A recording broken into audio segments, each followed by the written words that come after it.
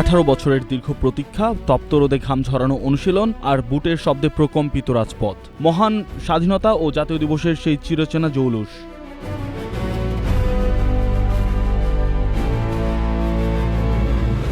তেজগাঁও পুরাতন বিমানবন্দরের আকাশ এখন বীরত্ব গাথায় মুখরিত। যে আকাশে ডানা মেলছে বাংলার সূর্য। জাতীয় প্যারেড স্কোয়ারে সম্পন্ন হয়েছে চূড়ান্ত মহড়া।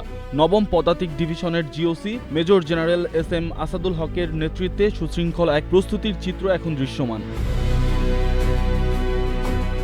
শুধু সেনাবাহিনী নয়, নৌ বিমান বাহিনী সহ কোস্টগার্ড, পুলিশ, বিজিবি ও বিএনসিসির সদস্যরা নিবিড় অনুশীলনে ঝালিয়ে নিয়েছেন নিজেদের।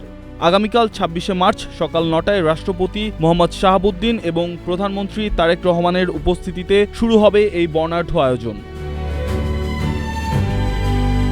এবারের আয়োজনের সবচেয়ে বড় বিশেষত্ব সাধারণ মানুষের অংশগ্রহণ। 2, 3, 4, 10 এবং 11 নম্বর গেট দিয়ে প্রবেশ করে সরাসরি এই বীরত্বগাথা উপভোগ করতে পারবেন সাধারণ নগরবাসী, যা উৎসবের আমেজকে নিয়ে গেছে এক ভিন্ন উচ্চতায়। দিনের আলো ফুরালেও উৎসব থামবে না। সন্ধ্যায় মানিক মিয়া অ্যাভিনিউতে থাকছে বিশেষ চমক। সশস্ত্র বাহিনীর অর্কেস্ট্রা দল আর কিংবদন্তি ব্যান্ড ওয়ারফেজ এর সুরে ঝংকার তুলবে রাজধানী। 18 বছর পর ফিরছে সেই গৌরবময় স্বাধীনতা দিবস, যা দেশপ্রেম আর আবেগের মধ্যে এক মেলবন্ধন।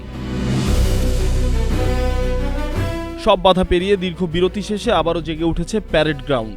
আগামীর সূর্যোদয় যেন বলে দিচ্ছে বাংলার বীরত্ব কোনোদিন ম্লান হবার নয়। ফারদিন আলম, নাগরিক প্রতিদিন।